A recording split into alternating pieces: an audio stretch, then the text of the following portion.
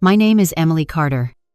I was 31 years old when a pickup truck ran a red light in Denver, Colorado, and shattered my right femur into 8 pieces. 4 months later, I found out that the woman I trusted most in this world had taken the money meant to save my leg and handed it to her new family.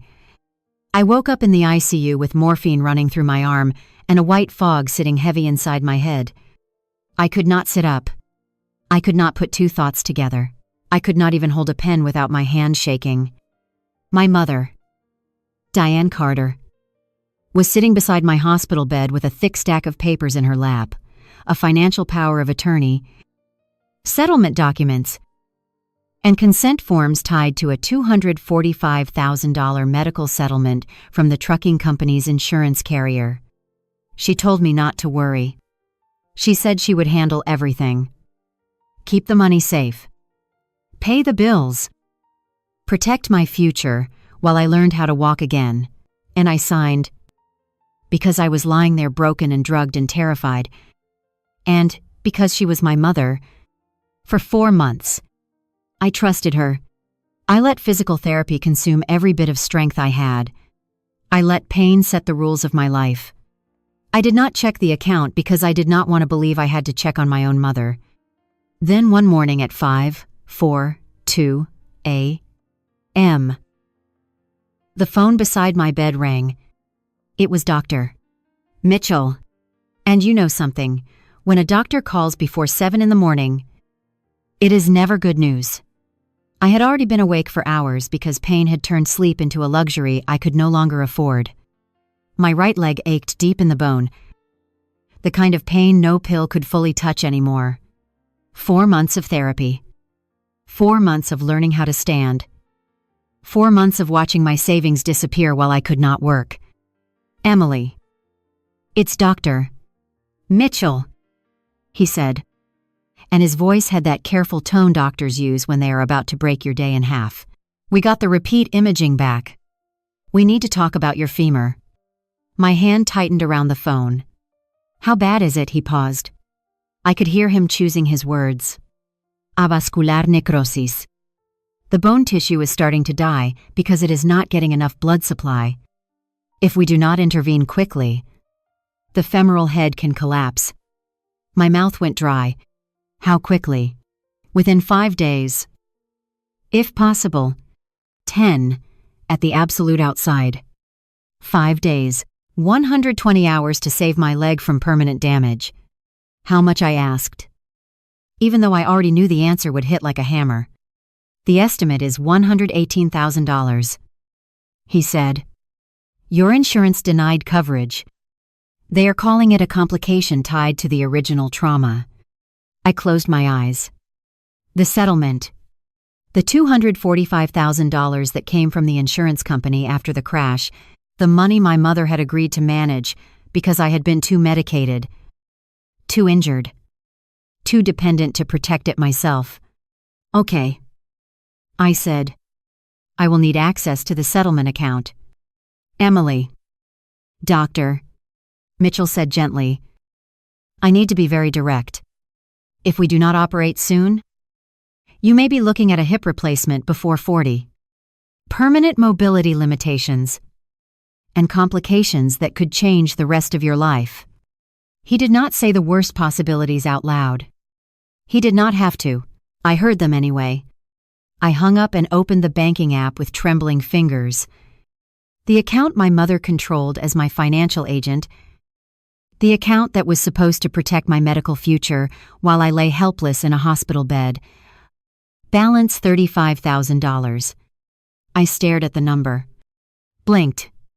Refreshed the app. $35,000 from $245,000 in just 2 months. My chest went cold. This could not be real. It had to be a mistake. A glitch? Something wrong with the app. I called my mother once. Twice. 3 times. Finally, she answered. Emily. Honey. It's so early. Where is my money? My voice came out flat and cold. The strange calm of a brain refusing to accept disaster. Silence. Then, in the background, I heard him. Brian Foster. My stepfather. He muttered something I could not make out. And my mother answered him in a soft voice I had rarely heard during my own childhood. Your money is still there, she said. But her voice had a strain in it. The sound of someone trying to build a lie while standing inside it. Mom. There is $35,000 in that account. I was supposed to have $245,000. Where did it go? A longer silence. Then she said, I invested it. I stopped breathing. What I invested it into Brian and Tyler's company. Nexus Forge Studios. It is a promising mobile gaming startup. Emily. The returns could be very good. You invested my medical settlement into my stepfather's company and Tyler's gaming startup. Tyler, Brian's 24-year-old son. The same man who had dropped out of 3 colleges and whose only measurable achievement was 50,000 followers on TikTok. Before my mother could answer, Brian took the phone. Emily. You need to understand something, he said, his voice smooth and heavy with authority. This was an investment for the whole family. Tyler has been here for you these past few months. He is part of this family. You need to learn how to share. Share. I looked down at my leg, at the scars running from my hip toward my knee, at the metal hardware holding my bone together, at the crutches leaning against my bed. How much, I asked. How much what? How much of my settlement did my mother give you? My mother's voice returned, barely above a whisper. $210,000. But Emily, you have to understand. I ended the call. My hand shook. Not from fear, but from something colder. Something like understanding, settling into every broken part of me. I opened the transaction history. February 14. Valentine's Day. Also the 5th anniversary of my mother's marriage to Brian. While I was in the ICU after my first surgery, barely conscious from medication, my mother transferred $210,000 into the account of Nexus Forge Studios LLC. Not after asking me, not after I recovered, not after a conversation I could remember.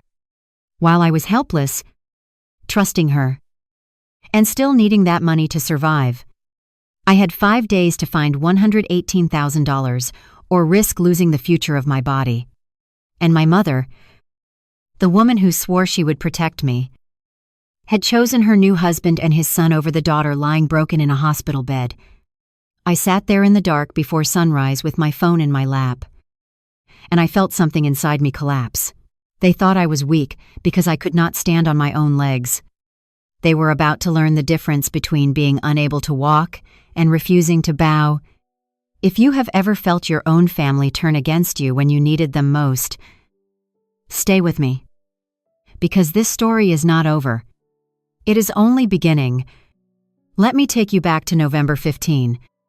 4 M. At the intersection of Broadway and Downing in Denver, that was the moment my life split into 2 pieces before and after. Before that day, I was Emily Carter, a physical therapist at Mile High Rehabilitation Center. I spent my days helping patients recover from accidents, teaching them how to stand, walk, balance, and trust their bodies again. I loved my work. Ironic, isn't it? My last patient that day was a 5-year-old boy named Leo, recovering from a broken leg. He was terrified he would never run again. You will run, I promised him. I am going to help make sure of it. 2 hours later, a pickup truck blew through a red light at 60 miles an hour. My Honda Accord never had a chance. First responders had to cut me out of the car. 35 minutes of screaming metal, flashing lights, and people asking, "Ma'am, can you feel your leg, ma'am? Can you hear me?" I could hear them, but I could not feel my leg. I woke up 3 days later in the ICU. Morphine drip. Monitors beeping. Tubes everywhere. And my mother sitting beside my bed, looking like she had aged 10 years overnight. "Me baby," she said, her voice shaking. "Thank God you're awake." In her hands was a stack of legal papers. I was too foggy to understand what they were. "The settlement is coming soon," she explained. "The trucking company's insurer called. But honey, you cannot manage this right now. Look at you. You can barely keep your eyes open." I was on IV morphine and scheduled oxycodone. The nurse's notes would later show that I asked the same question 5 times in 1 hour. I could not remember my own apartment number. "I need you to sign this financial power of attorney," my mother said. "Only temporarily. Until you are stronger. I will manage the money for you. Keep it safe. Use it for your medical care." The pen felt impossibly heavy in my hand. "Mom," I whispered through the drugs. "You'll protect it." "Right, for my hospital bills." She touched my hair and said, "I swear. Emily, I will protect it with my life. I am your mother." So I signed. In December, I moved into my mother's house because I could not climb the stairs to my apartment. I could not shower without help. I could not cook, drive, or be alone safely. Brian rearranged the downstairs living room into a temporary bedroom for me, with a big window facing the backyard and the pool. "We'll take care of you like our own," Brian said, smoothing the blanket over my legs. He emphasized the word like, not because I was his own, because I was not. I was grateful. Or I thought I was supposed to be. That is what good daughters do. Right. They show gratitude. They do not complain. They do not ask too many questions when people say they are helping. I did not realize I was being moved into a trap. No, that is not right. I could not move. I was rolled into it in a wheelchair. Brian loved the word family. He used it like a knife. Family means sacrifice. "Emily," he said it at dinner 3 weeks after I moved in. When I asked why Tyler was sitting at the head of the table, the seat that had been mine when I was a child, the seat my mother used to save for me. "Tyler lives here full time," Brian said, as if it were obvious. "You are visiting until you recover." Visiting. In my mother's house. The house where I had spent the first 18 years of my life. I sat at the end of the table like a guest. Family means showing up. Brian continued, "Serving Tyler another piece of roast. Tyler has been here every day, helping with you." I wanted to laugh. Tyler had come into my room exactly 3 times in 4 months. Once on Thanksgiving, because Brian wanted a photo for Facebook. Once to borrow my laptop, because his was broken. Once to grab a package that had been delivered to the wrong room. Total time, maybe 1 hour. But if I said that, I would be ungrateful. Bitter. Difficult. Not a team player. So I stayed quiet. "You know," Brian said casually, cutting his steak with surgical precision. "Family gives without keeping score. That is real love." I noticed my mother did not look at me. She stared at her plate like it contained the secrets of the universe. The manipulation was so smooth I almost missed it. Almost. By April, when I needed surgery money, my mother's response was as cruel as an incision.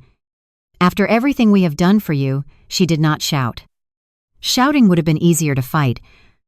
Instead, she sounded wounded. Disappointed.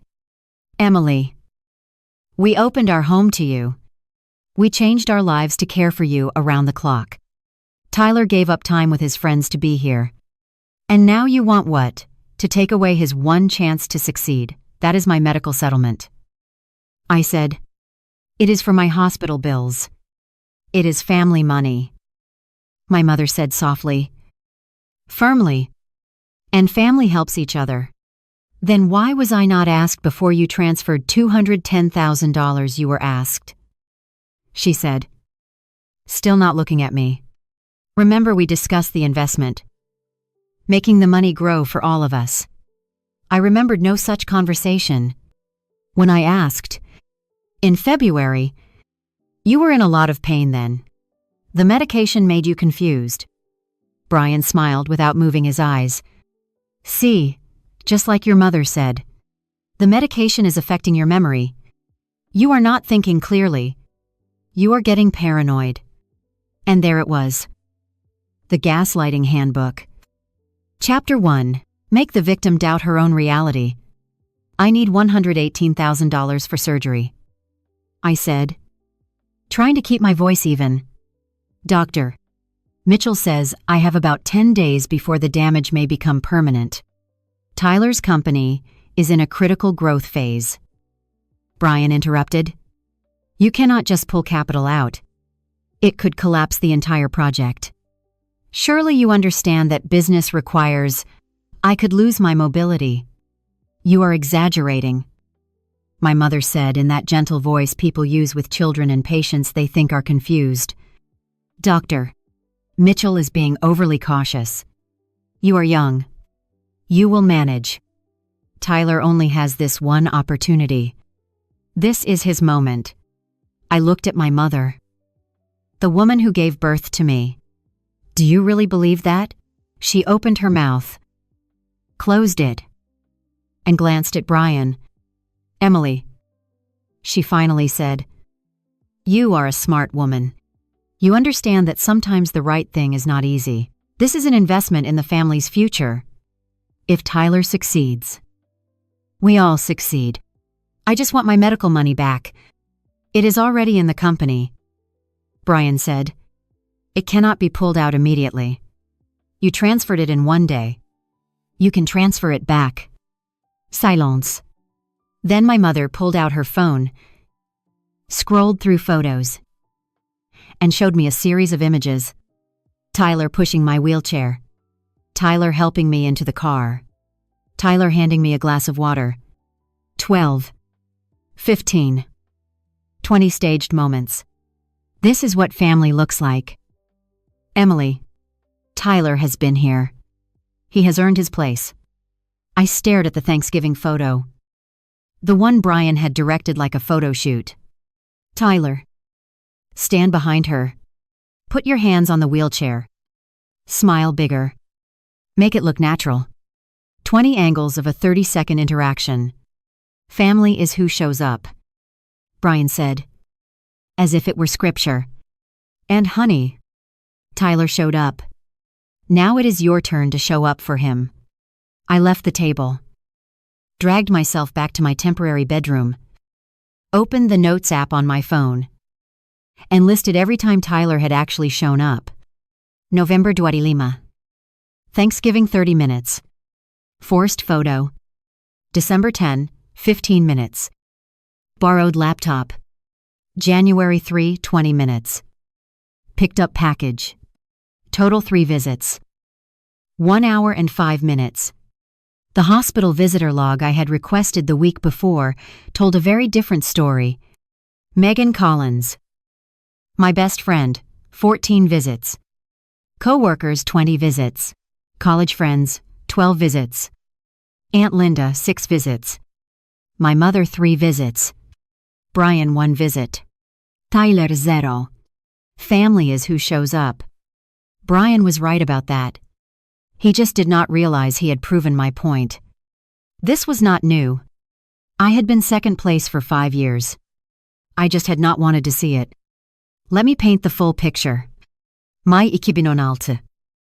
My college graduation. Summa cum laude. 4 years of perfect grades. I had been accepted into the most competitive physical therapy graduate program in the state. It should have been my day. My mother arrived 40 minutes late. After I had already returned my cap and gown and half the stadium had emptied. Sorry. Sweetheart, she said, unable to look me in the eye. Tyler needed a new laptop for his summer class. The store was all the way across town. You understand.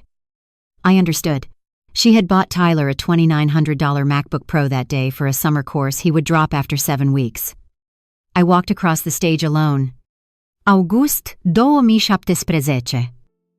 I asked my mother to borrow $5,000 for a deposit and first month's rent on an apartment near the rehab center. I had just gotten my first full-time job and needed to be close because my shifts started early and ended late. I do not have it. Emily, she said. Money is tight. 2 weeks later, Brian posted a photo on Facebook of a brand new Ford Bronco in the driveway. Tyler leaning against it and throwing up a peace sign. Caption gift for my son. Building his future. Number, proud number family.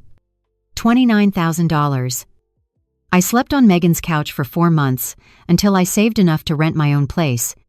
When I asked my mother about the car, she said, Tyler needs transportation for work. Emily, you can take the bus. You are young. You will be fine. Fine. I started hearing that word more and more. June 2019. I got engaged to Jason. We planned a small party.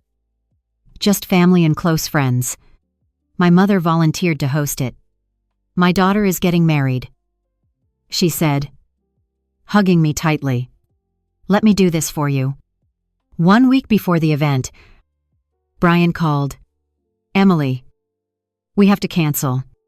Tyler needs tuition for the next semester.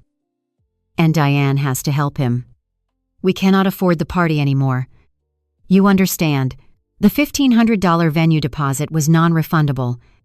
I had to eat the loss. Tyler dropped out halfway through the next semester. The tuition my mother paid disappeared into thin air. Jason and I broke up 6 months later. Was it because of my family? Maybe not directly. But maybe it taught me what disappointment felt like. Maybe I had been rehearsing for the real thing. 3 times. 3 times I told myself. Blended families take time. Mom loves me. She just shows it differently now. I am being selfish. I am being ungrateful. I need to be more understanding.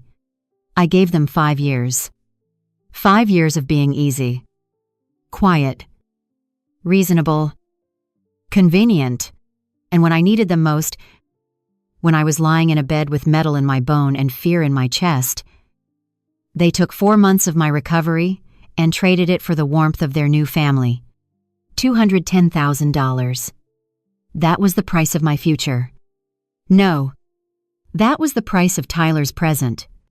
I was simply the person forced to pay. On April 3, she 3 m. I received a call from an unknown number. I almost did not answer. But something made me swipe. Ms. Carter, this is Margaret Stone, your mother's financial advisor. I sat up too quickly and immediately regretted the pain that shot through my hip. Margaret. Hi. Is something wrong? That is exactly what I need to discuss with you. Can you meet me in person today? There is a coffee shop on Lincoln Avenue. The urgency in her voice tightened my stomach. What is going on I cannot say over the phone. Please, come at 11. I could barely walk. But I went. Margaret was waiting when I arrived. She was in her 60s. Silver hair. Gold-framed glasses. Eyes sharp as a blade. She had managed my mother's finances for 13 years. I had met her at Christmas parties and cookouts. She had sent me a graduation card when I finished college. She stood when she saw me struggling with my crutches. Let me help. I can manage. Visat? She had already ordered my coffee, cream, and 1 sugar. Exactly the way I liked it. That small kindness almost broke me. Emily, she said, folding her hands on the table. I am violating about 7 professional rules by meeting you. But I could not sleep knowing what I know, and saying nothing. She opened her laptop and pulled up my mother's email account. I have administrative access to Diane's email for financial documentation. 10 days ago. I saw something that made me sit straight up. She turned the screen toward me. An email from Brian Foster to my mother. Diane Carter. Dated February 10 at 1123 p.m. Subject: Tyler's opportunity. My dear Diane. We need to move fast on the Nexus Forge funding round. Tyler's partners are getting impatient. If we do not put in $210,000 by Friday, they will walk. I know you are worried Emily will find out. But sweetheart, think logically. Emily will be fine. She is young, resilient, and she always figures things out. Tyler needs this now. This is our son's one chance.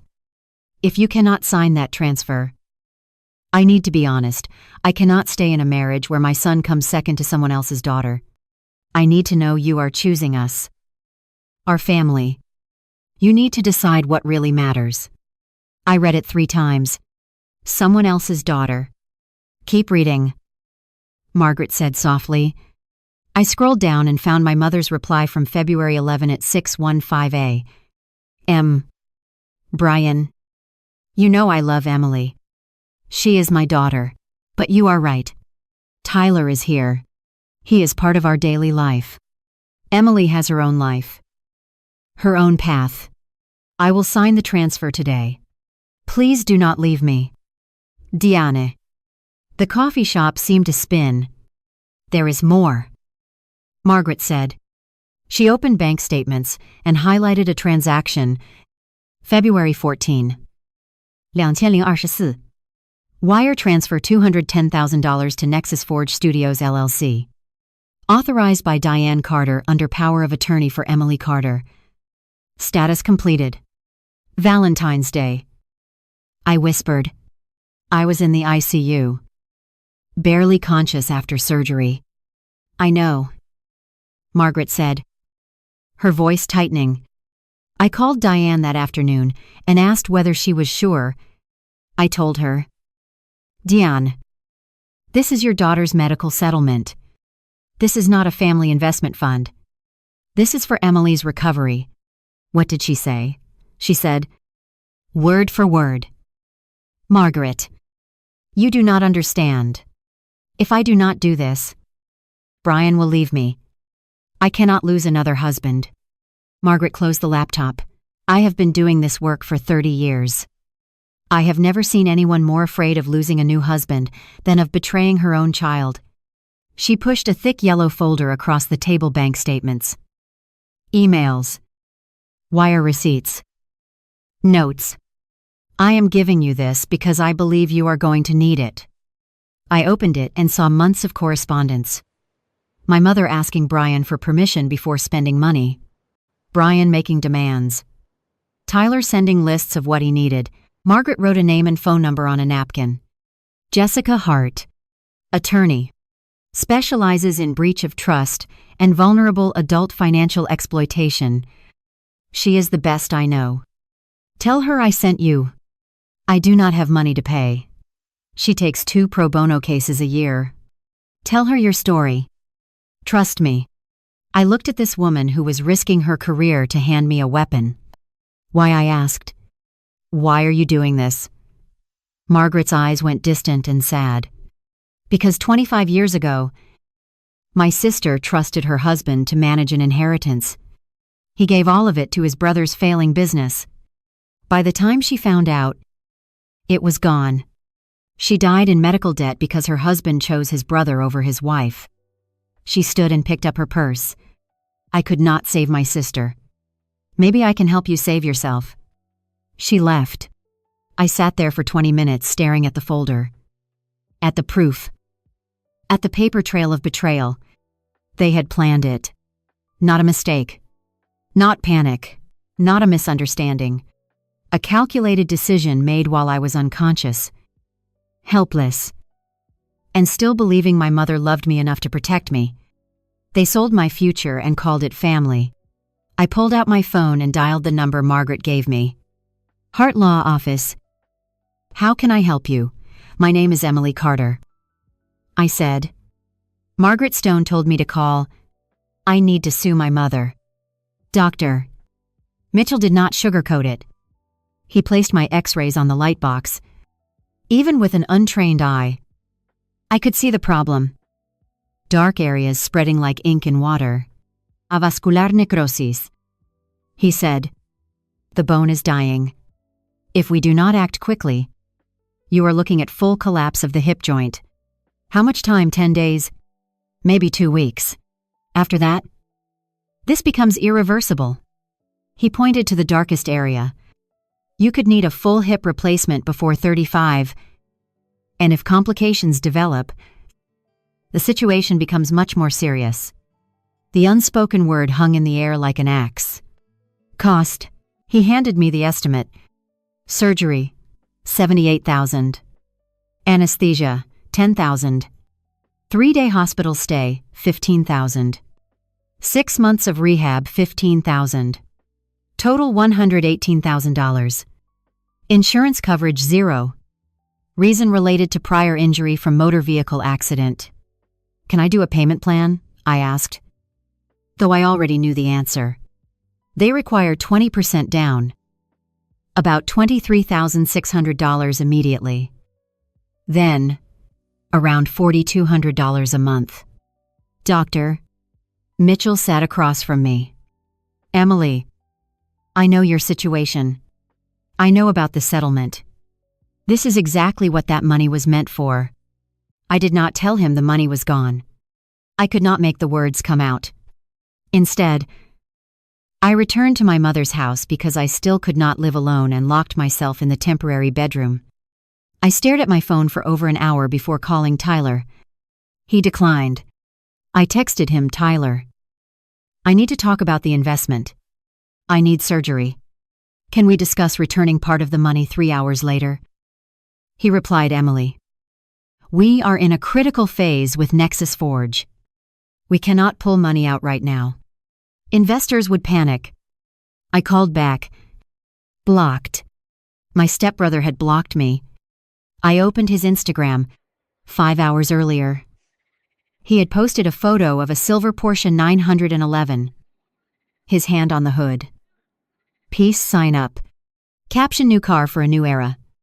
Number: hustle number, startup life, number dream big.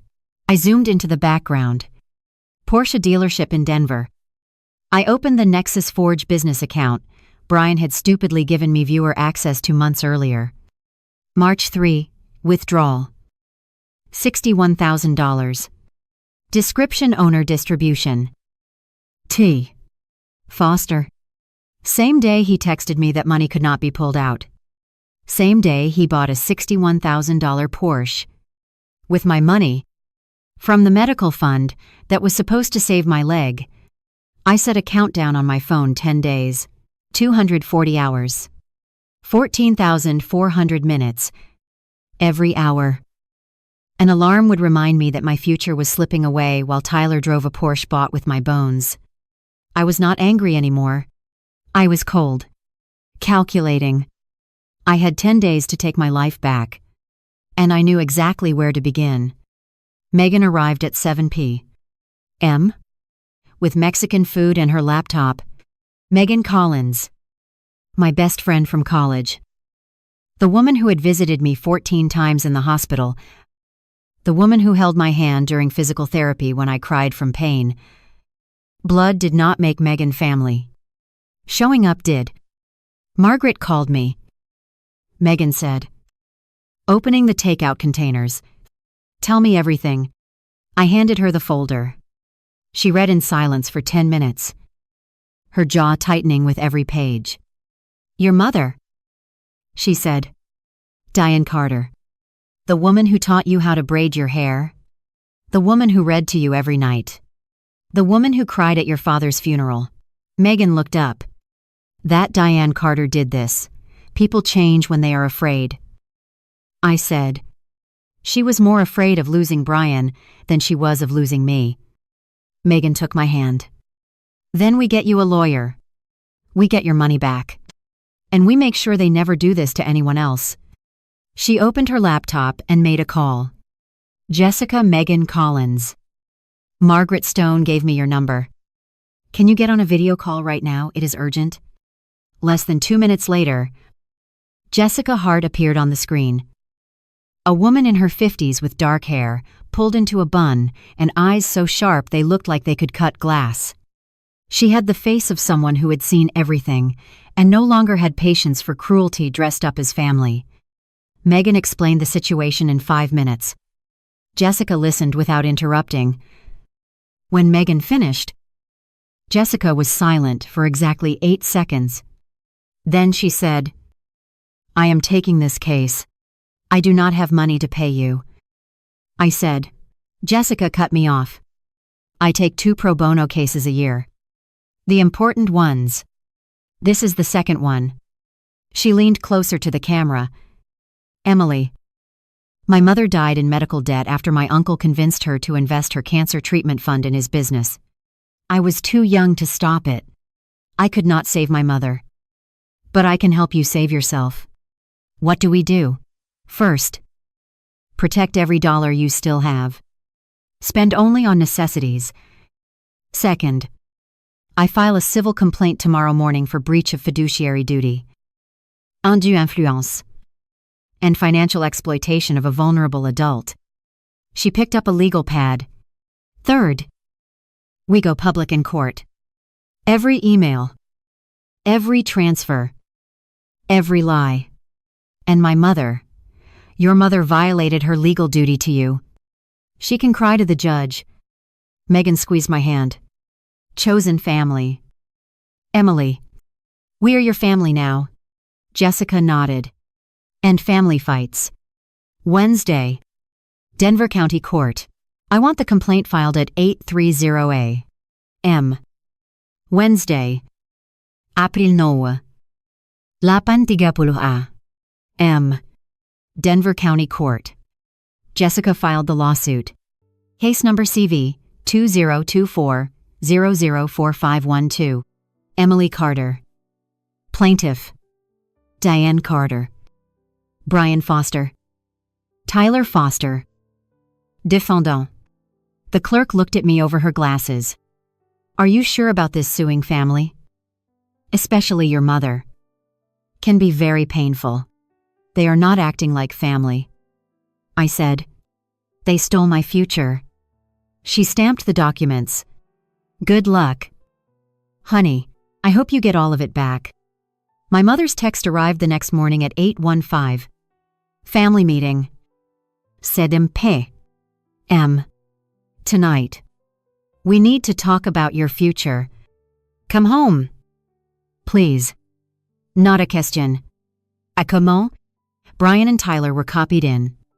I replied, "My future is mine to decide. I will be there at 7. Do not make this harder than it already is." I arrived at 6:58. The living room had been arranged like an intervention. 6 people sat in a circle: my mother, Brian, Tyler, Aunt Linda, who looked deeply uncomfortable, Carolyn, a friend of Brian's I had never met, and a stranger with a badge clipped to his belt. Dr. Thomas Blake, clinical psychologist. The air left my lungs. "Emily, have a seat," my mother said, pointing to the empty chair in the center of the circle. "The hot seat. What is this? An intervention?" "Doctor," Blake said in a calm, therapeutic voice, "your family is concerned about you." I looked at my mother. "You brought a psychologist here to ambush me. We are worried." "Sweetheart," she said, not meeting my eyes, "you have not been stable since the accident. We think the pain medication may be affecting your judgment." "My judgment? You have called about money 5 times in 2 days," Brian said, counting on his fingers. "You are not eating properly. You have lost weight. You are hostile toward Tyler. I asked about my own money that you stole." See, Brian looked at Dr. Blake. "This is exactly what we were talking about. Aggression. Paranoia." Dr. Blake opened a notebook. "Ms. Carter, your family has reported concerning behaviors fixation on money. Mood changes. Difficulty accepting help. These can be signs of medication, interaction, or post-traumatic stress. I am not crazy. No one is saying you are crazy. My mother said softly, "We just think you may not be in a position to make healthy decisions right now. Your family wants to help." Brian pulled papers from a folder and pushed them toward me. Voluntary psychiatric evaluation. 72-hour observation period. Just to make sure you are safe. "Emily," he said. I picked up the form. My mother's signature was already filled in under family consent. All that was missing was mine. "You want to put me in a psychiatric hold. We want to help you," my mother said in that gentle, loving voice. The voice of a concerned parent, performing concern perfectly. "Once you are stabilized, we can talk about the money, about family, about what is truly best for everyone." Translation: once I was confined, medicated, and discredited, they could keep the money, and I would be too weak to fight. Tyler stared at the floor, unable to meet my eyes. Aunt Linda stared at her hands. Carolyn nodded, like this all made sense. "Doctor," Blake said, "sometimes the people who love us see things we cannot see in ourselves. Emily, your family is here for you. Now you need to be here for your recovery." I looked at my mother. Really looked at her. She was crying. Real tears. But she was not defending me. She was not telling the truth. She was sitting there letting Brian turn my pain into a diagnosis. "No," I said. "Emily, I am not signing anything. I am not unstable. I am not paranoid. I am a woman who trusted her mother. And my mother betrayed me." I looked directly at Diane Carter. "You transferred my medical fund while I was incapacitated. You chose Brian over your own daughter. And now, you are trying to convince everyone I am crazy because I am angry." I tore the paper in half. "This meeting is over." I walked out. I made it to the car before my hands started shaking. I called Jessica from the parking lot. "They just tried to get me into a psychiatric evaluation," I said, my voice cracking. "They are escalating." "Good," Jessica said, her voice like steel. "Let them escalate. Every step they take digs their hole deeper. Emily, you walked out of there with your power intact. You did not sign. You did not collapse. You held the boundary. I am scared. You should be scared. They are dangerous, but you are not alone. Tomorrow morning, we file for emergency relief and freeze the assets. Every dollar. Then we go to court. Public court. Where they cannot gaslight a judge. And where the truth carries more weight than manipulation." I leaned my forehead against the steering wheel. "Megan is coming to get you." Jessica continued. "You will stay with her until the hearing like an I2. You do not go back to that house. You do not answer their calls. You document everything. Do you understand? Yes. Emily, what you did tonight, walking out and refusing to sign, took courage. I do not feel brave. You do not have to feel brave. You just have to keep standing. Even if you are standing on crutches." Jessica's office was controlled chaos paper stacks. Color-coded folders. Whiteboards covered in timelines. Her assistant, Alice, was sorting documents into evidence packets. "Alice, this is Emily," Jessica said. "Alice is going to help us dismantle your mother's defense." Alice looked up and gave me a dry little smile. I reviewed the bank records Margaret provided. "Emily, your family did not just steal from you. They did it sloppily." She opened a spreadsheet. February 14. Transfer of $210,000 to Nexus Forge Studios. Processed same day. No independent review. No medical consultation. Brian Foster was present at the bank when it was authorized. Margaret confirms that. March 3. Tyler Foster withdrew $61,000 from the Nexus Forge business account. And 3 hours later, he purchased a Porsche 911 for $61,000. Paid in full. March 28. Another $15,000 moved into Brian's personal account labeled management fee. My stomach turned. They were dividing my settlement. Like pirates splitting treasure, Alice said flatly. And they left a map. Jessica pulled out another file. December 15. The day you signed the power of attorney.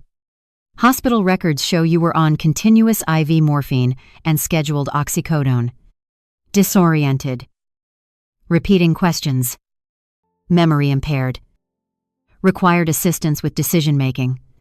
Nurse's recommendation: patient should not sign legal documents without independent representation. My mouth went dry. A nurse said that, yes, and your mother still had you sign. That is classic undue influence over an incapacitated person. Any document signed under those conditions can be challenged. Jessica placed the medical records beside the bank statements. And here is the part they cannot explain away. She opened an email from Tyler to my mother dated February 9 at 8:00 p.m. Subject: concern about investment. Mom, are you sure about this? Using Emily's money feels wrong. She is going to need it. My mother replied at 11:30 p.m. Tyler, sweetheart, do not overthink it. Emily is my daughter. But I have a new life now. You are my priority. Brian will handle everything. Trust me. I read it 3 times. I have a new life now, Jessica said. She put in writing that she was willing to deprioritize her own daughter to protect her new family. That matters. Alice underlined one sentence: Brian will handle everything. And this shows Brian was not passive. He was directing Diane. Jessica paced behind the table. Building the argument out loud? We have medical records proving you lacked capacity when the power of attorney was signed. Bank records showing unauthorized transfers. Emails showing planning and manipulation. Testimony from Margaret Stone, a financial advisor with 13 years of direct knowledge. Emily, when we walk into court, we are not only asking for money, we are proving that your mother financially exploited a vulnerable adult, that Brian orchestrated fraud, and that Tyler knowingly benefited from stolen medical funds. What happens to them? Diane's power of attorney gets revoked. She repays the full amount plus interest and costs. Brian may face criminal referral for fraud. Tyler's assets get frozen until he returns what he took. And you get your money back, with interest and damages tied to delayed medical care. She sat across from me. But more importantly, you get your voice back. They tried to silence you by calling you unstable. We are going to make them listen to you in front of everyone.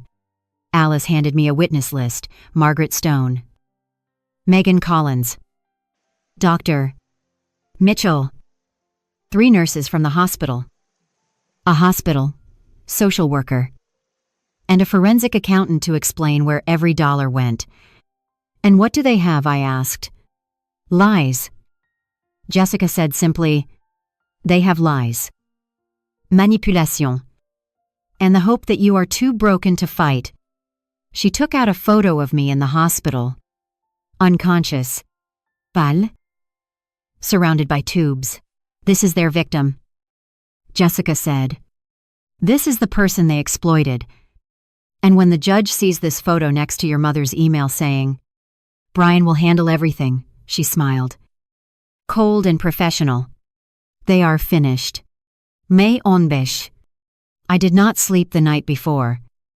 Not because I was nervous, but because I was ready. I had prepared for that moment for 6 weeks.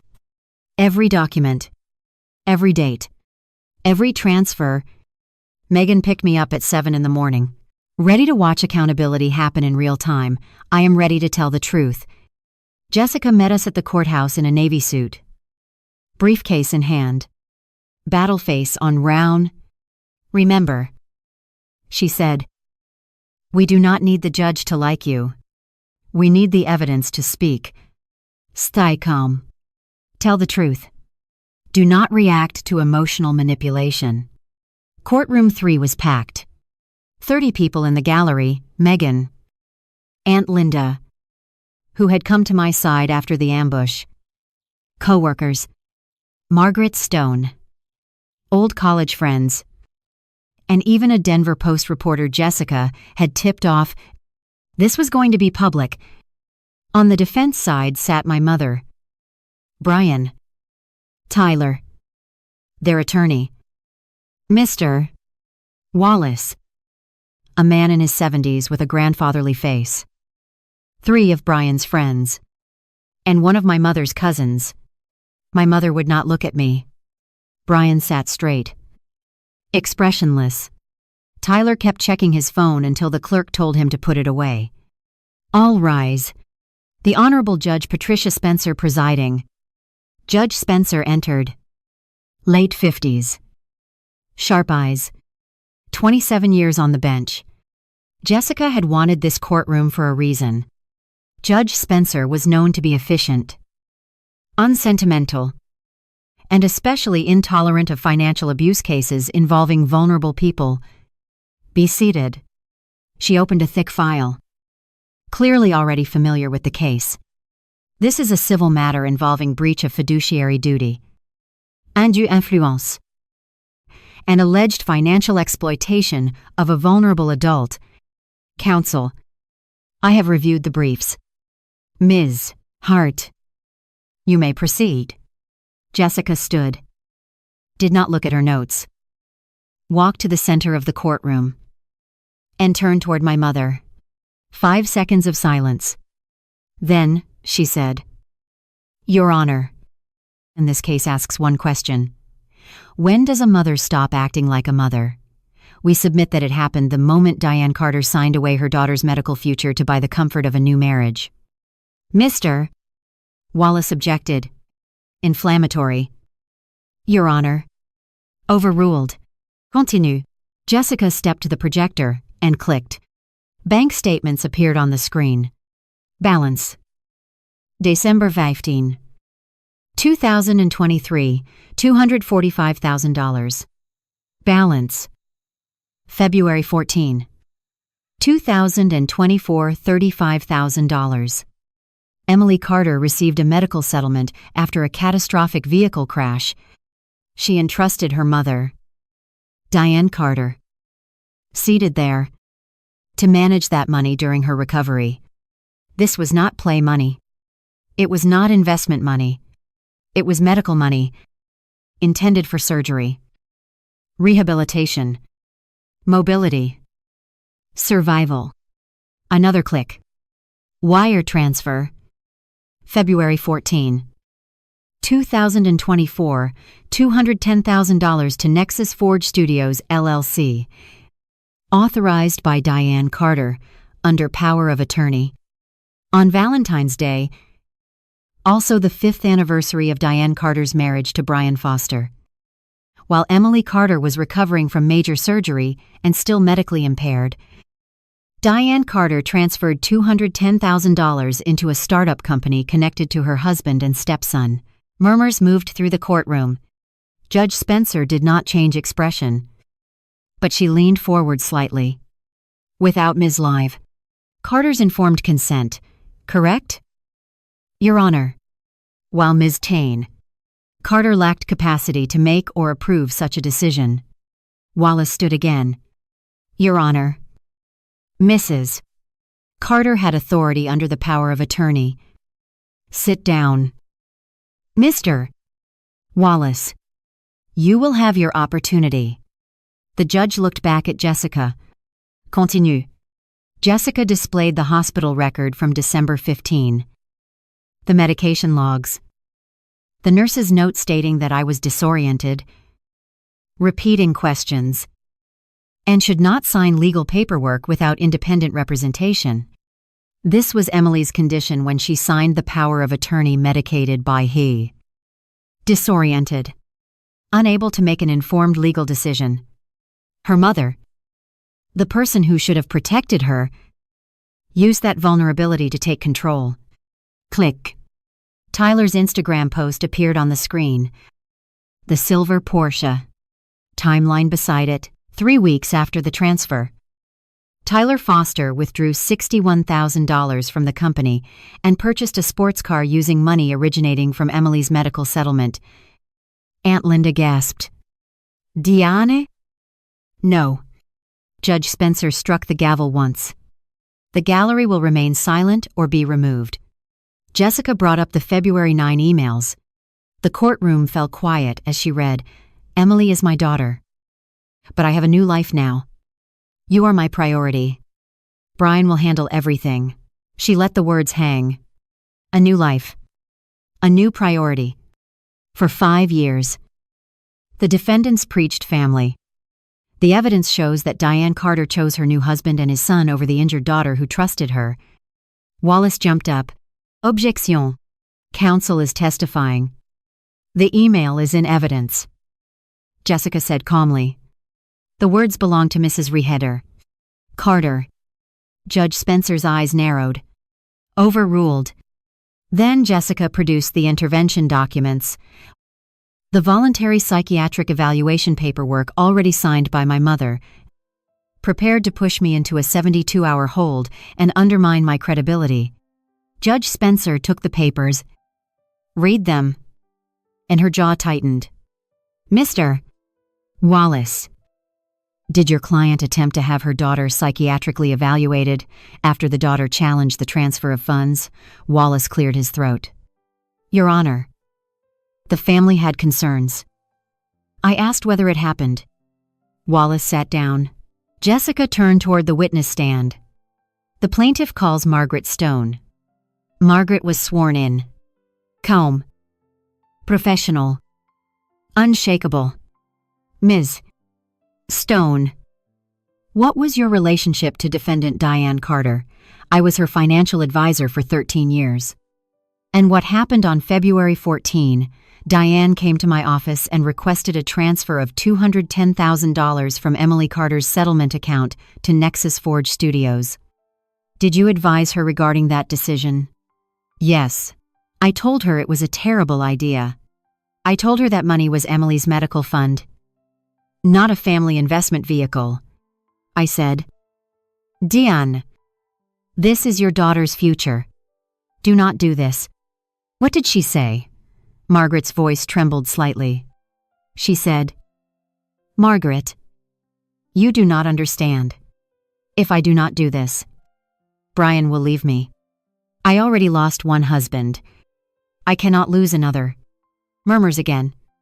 Was Brian Foster present? Yes.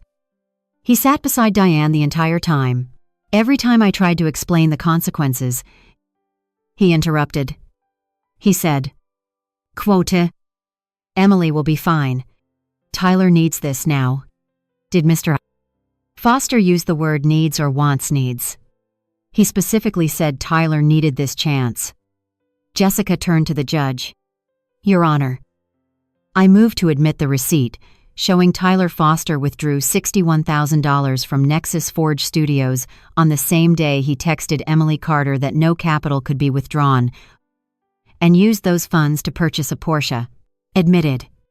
The purchase receipt appeared on the screen beside Tyler's text, cannot pull money out right now. Investors would panic. Same day. Jessica did not need to comment. The evidence spoke. Ms. Stone. In 13 years of working with Diane Carter, did you observe whether she feared anyone? Objection. Speculation. Wallace said, standing too quickly. I am asking about her observations. Judge Spencer nodded. Overruled. Answer. Margaret said, I watched Diane Carter go from a confident, loving mother to a woman who could not make a financial decision without asking Brian first. Every time. She called him or texted him for permission. She was afraid of disappointing him. Jessica returned to her table and picked up another document. Miss Stone, I am showing you the visitor log from St. Ludation. Joseph Hospital. Covering November 15 through March 1. Could you read the names and visit counts? Margaret looked at the paper. Megan Collins. 14 visits. Co-workers. 20 visits. College friends. 12 visits. Linda Hayes. Aunt. 6 visits. She paused. Diane Carter. 3 visits. Brian Foster. 1 visit. Tyler Foster. 0 visits. The courtroom erupted in whispers. Judge Spencer struck the gavel. Order. Jessica's voice cut cleanly through the room. Your Honor, the defense claims Emily owed Tyler gratitude because he had been present for her. The records show Tyler never visited her in the hospital. Her mother came 3 times. Brian came once. Yet they took $210,000 of her medical settlement. She turned toward Diane Carter. No further questions. Then, Jessica said, the plaintiff calls Emily Carter. If you have stayed with me this long, stay a little longer. Because what happened next did not just change the ruling. It changed how I understood family. I made my way to the witness stand. That day, I did not use crutches. Jessica had advised me to try without them. Show them you are strong enough to stand. 15 steps. My hip burned like fire. But I made it. The clerk held out the Bible. Do you swear to tell the truth? The whole truth.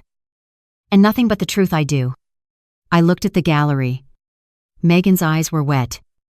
Aunt Linda mouthed. You can do this. I always could.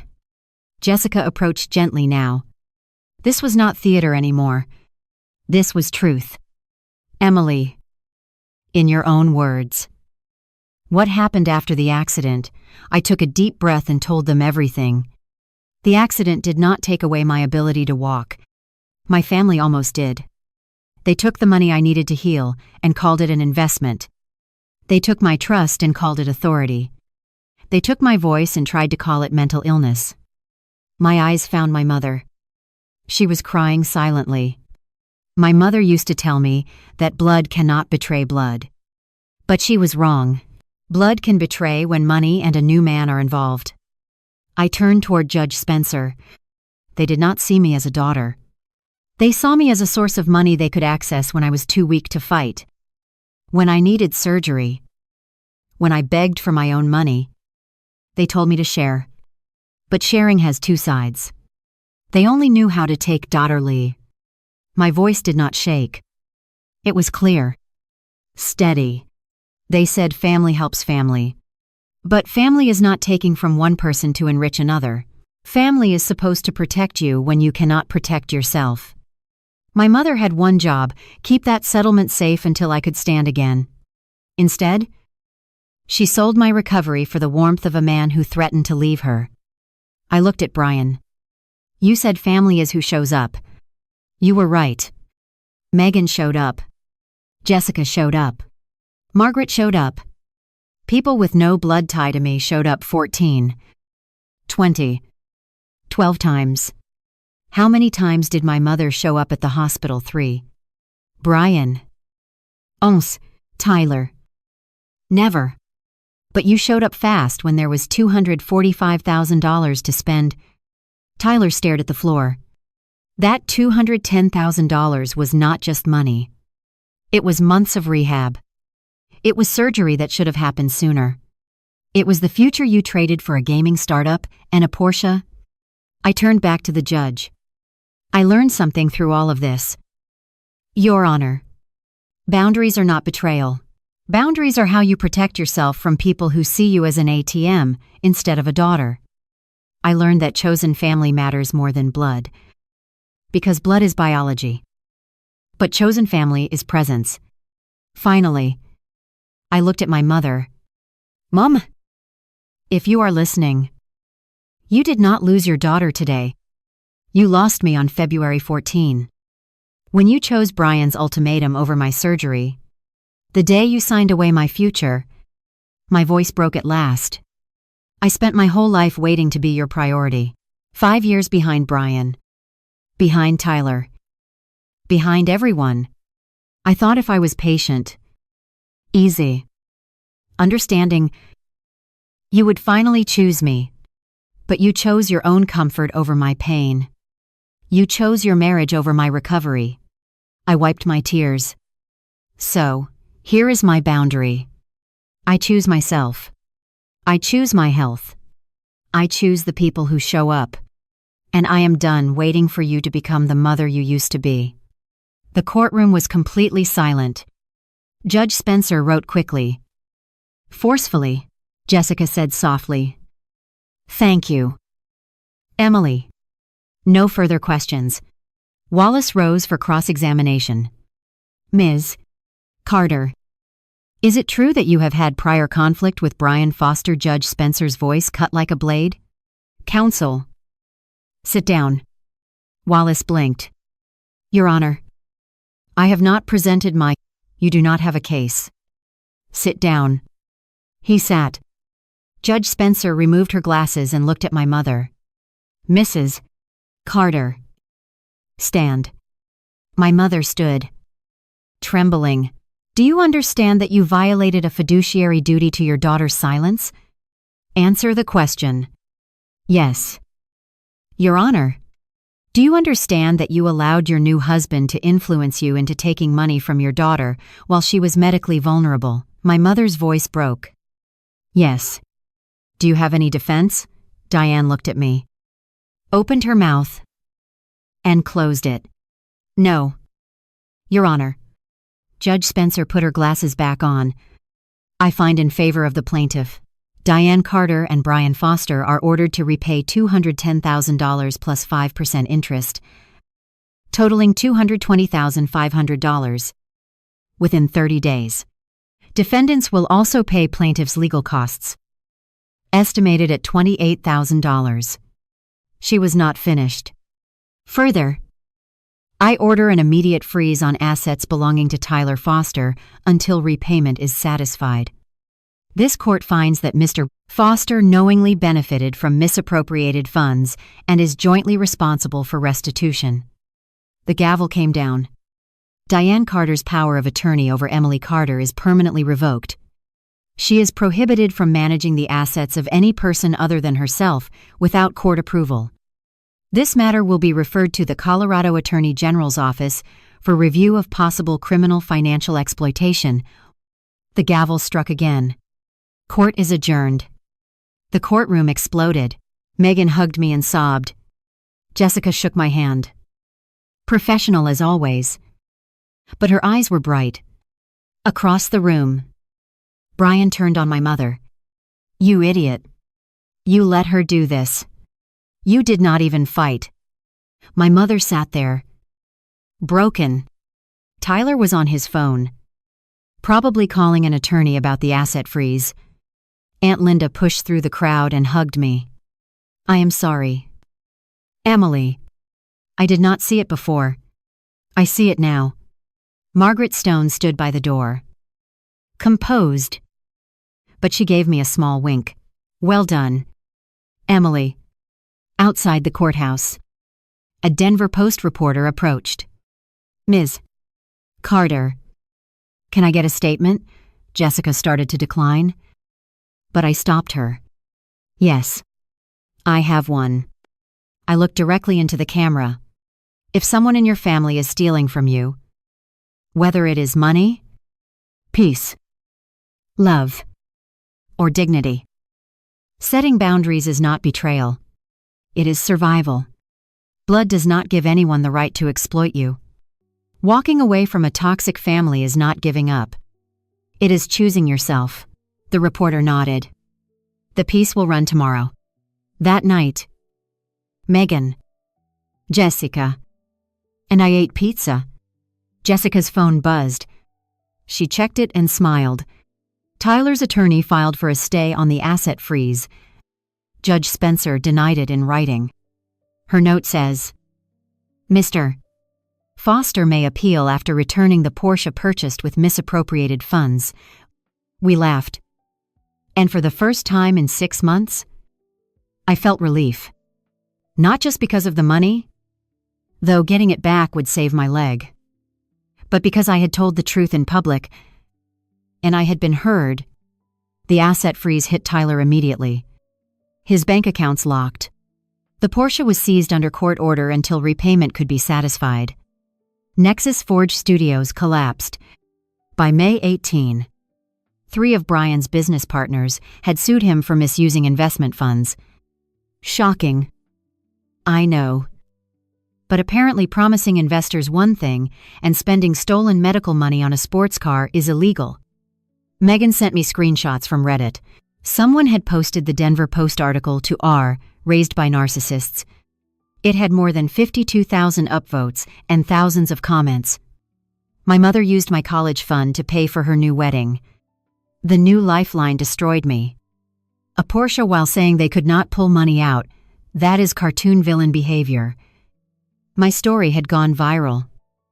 Not as entertainment, but because it was not only my story, it belonged to every child who had been made second place. Every daughter told to understand. Every injured person treated like a resource instead of a human being. Tyler texted me at 3 a.m. on May 20 from an unknown number. Emily, please. I am sorry. I did not know it would go this far. Can we talk? I will do anything. Drop the case. And I will pay you back slowly. I swear. I read it and showed Jessica. What do you want to do? She asked. I typed one reply. You had 3 months to do the right thing. You bought a Porsche. Now you know what it feels like to have your future taken. I learned that from you. Then I blocked him. My mother filed for divorce from Brian on June 2, citing irreconcilable differences. Colorado is an equitable distribution state, so the marital assets had to be divided in a way the court considered fair. Brian was forced to sell the house. After the mortgage, settlement obligations, attorney fees, and restitution. He walked away with less than he expected and more consequences than he could afford. My mother took what remained of her share and moved into a small apartment outside Colorado Springs. She removed me from every social media account she had. I felt almost nothing. Not satisfaction. Not revenge. Just the quiet click of the universe arranging things back into place. My mother called 16 times in 10 days. I never answered. She left voicemail after voicemail, each one more desperate than the last.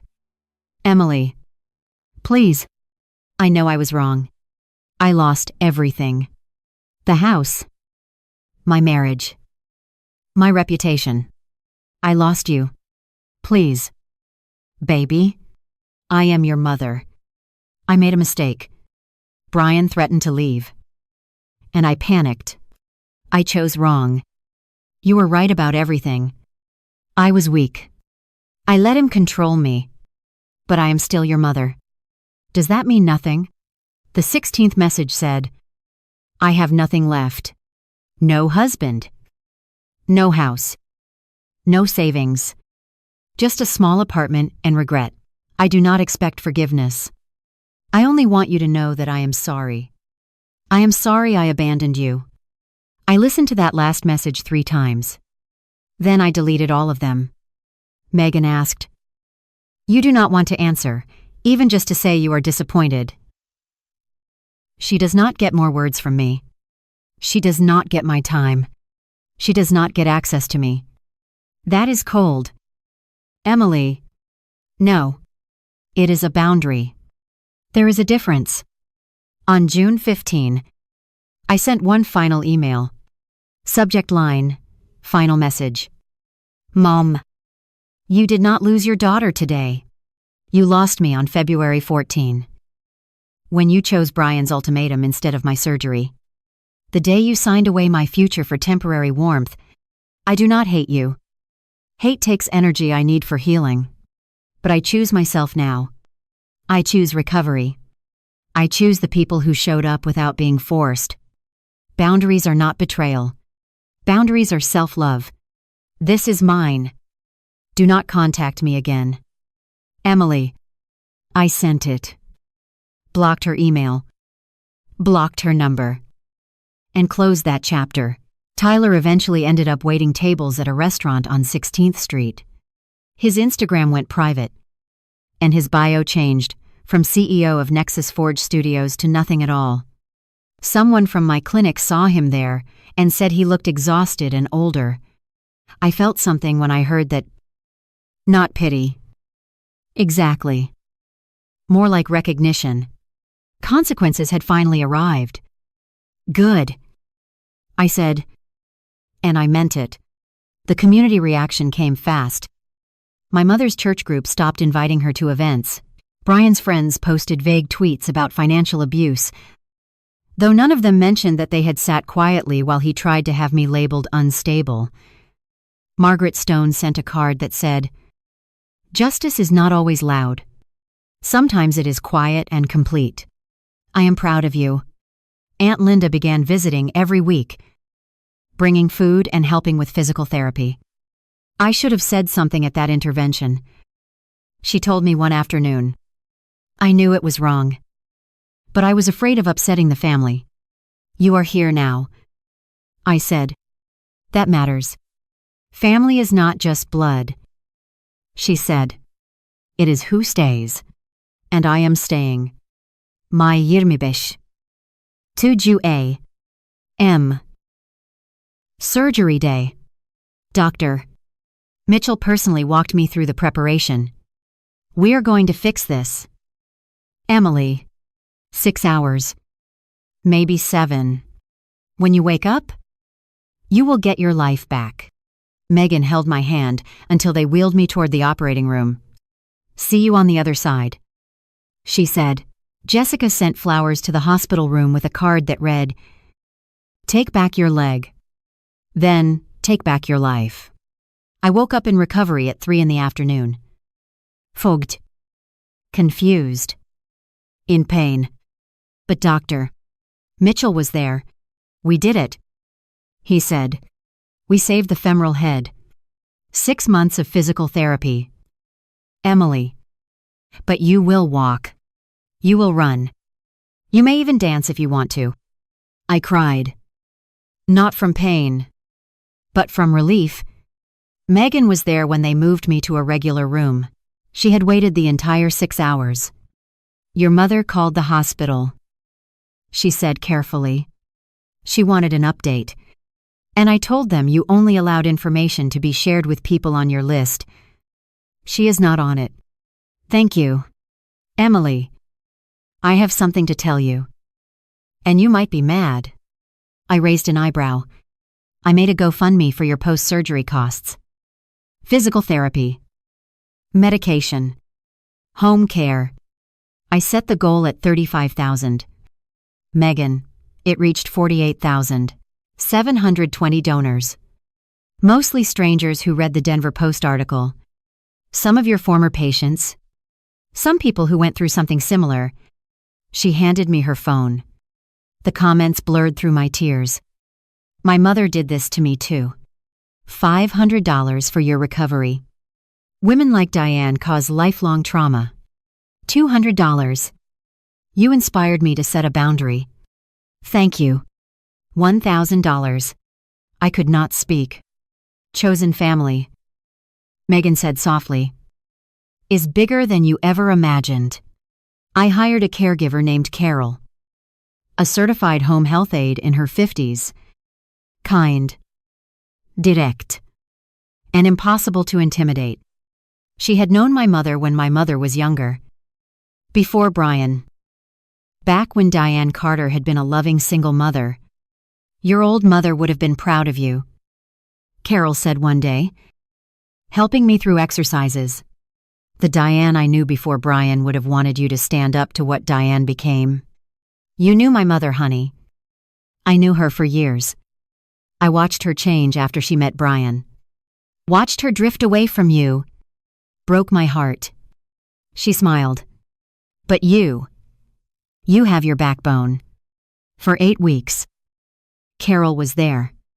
Cooking. Cleaning. Driving me to therapy.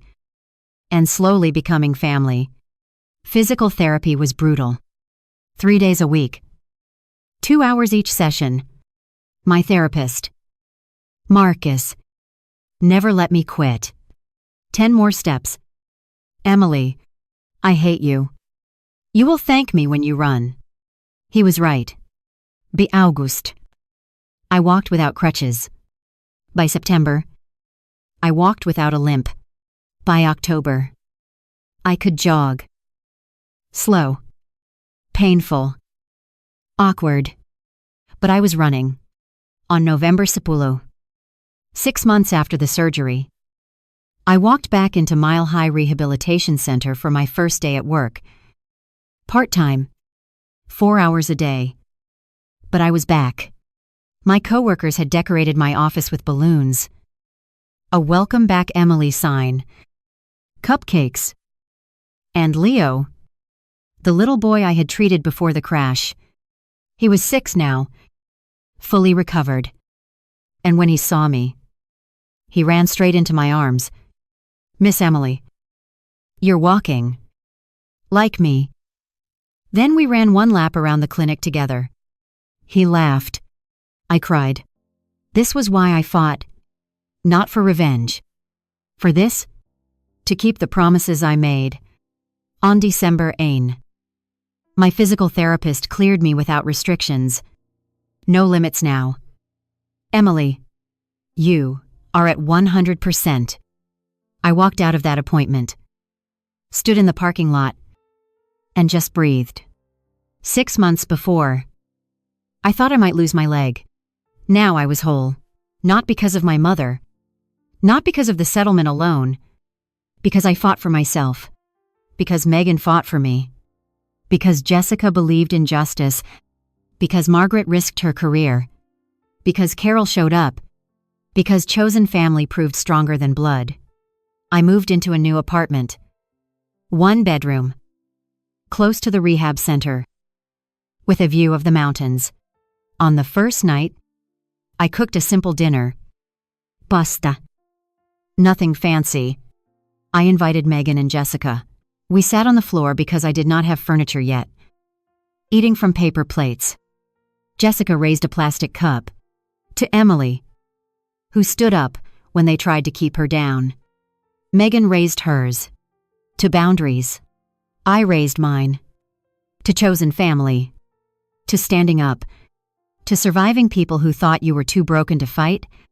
We tapped cups. And I felt it. The thing I had been chasing for 6 months. Peace. In May 2026.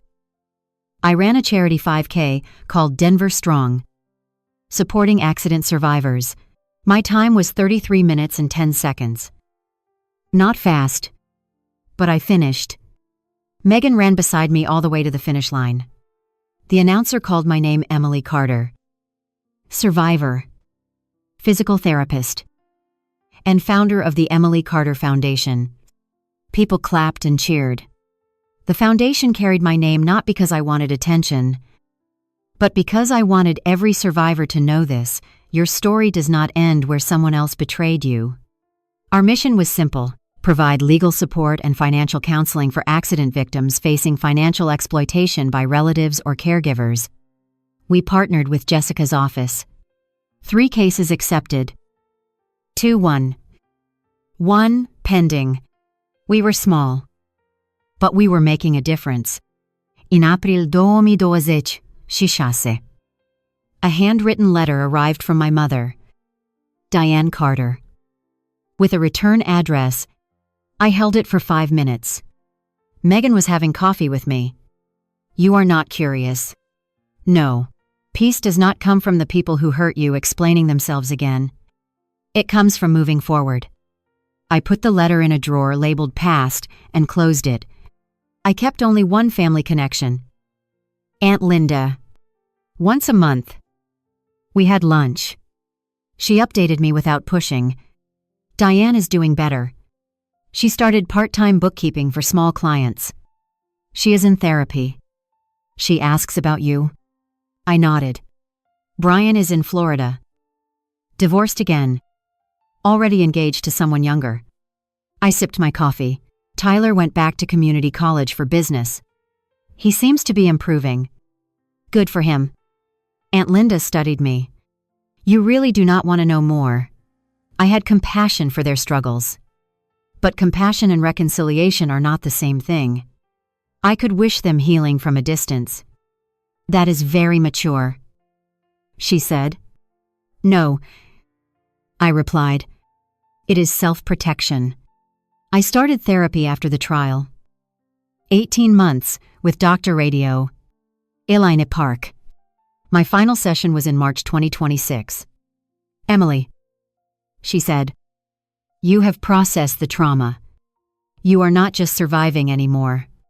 You are living. What is the difference? Survivors react to the past.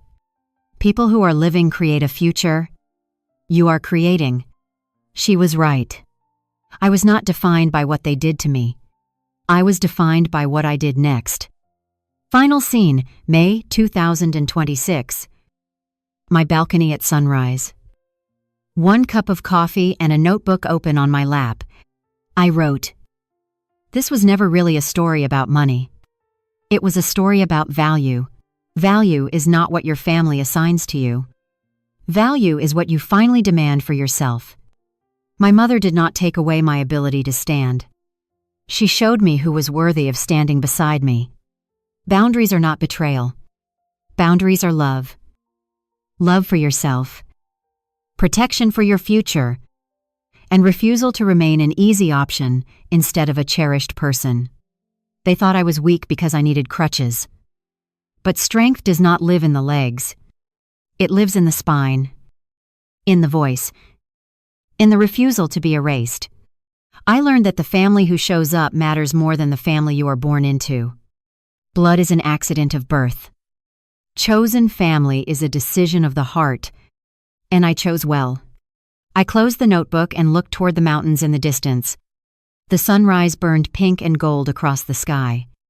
I was 34 years old. Healthy. Working full-time. Building a nonprofit. And surrounded by people who loved me because they chose to. Not because they had to. My mother did not take away my ability to stand. She taught me who deserved to stand beside me. And the answer began with myself. First and always, myself. So if this story touched you, if you have ever had to choose between keeping the peace and keeping yourself, share it. Someone in your life may need permission to set a boundary. Someone may need to hear this. You are not selfish for protecting yourself. You are not cruel for leaving people who exploit you. You are not betraying your family when you choose survival. Boundaries are not betrayal. They are the highest form of self-love. Thank you for staying with me through this story. And now I want to ask you, what boundaries do you need to set? What family patterns do you need to break? Talk about it. Because you deserve to stand up. Even if you have to do it alone. Especially then, what I understand now is that recovery is not only something that happens in a hospital, it also happens in the moment you stop letting other people rename your pain for their convenience. They called my anger instability. They called theft an investment. They called staged photographs proof of care. But the body knows the difference. A scar does not need permission to tell the truth. The most important record in my case was not only the bank statement or the email, it was the pattern. Who visited?